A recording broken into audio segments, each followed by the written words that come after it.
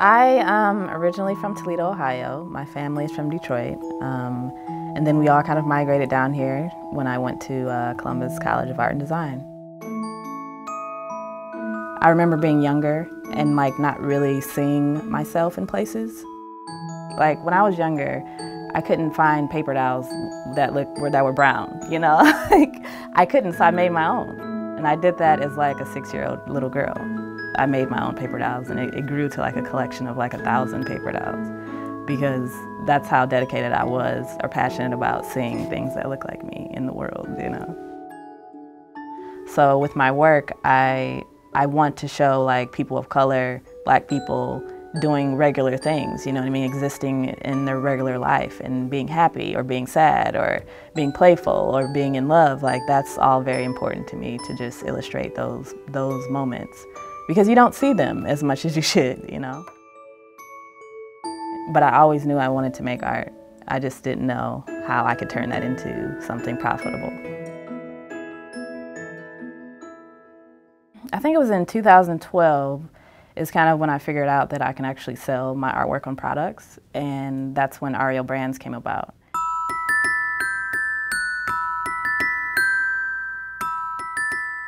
I basically took my artwork and started putting on everything that I could think of, like literally printing it on everything I can think of. And so I just began to sell my work through my web store, and everything kind of like just turned around. Because I think that's one of the pieces that was missing from my childhood, is seeing art like the stuff that I make. I didn't see it, you know, so it's like being able to have access to it would be great, you know. I hope that all of my pieces they potentially can be a conversation piece, you know. I hope so, like that's one of my goals, but I think like the whole social commentary of some of my pieces is really interesting, because people are used to seeing me like do playful stuff, and it's always really more difficult for me to do stuff that has like pain in it, you know what I mean, or struggle. But I think showing both is important. Showing both sides of the Black experience is important.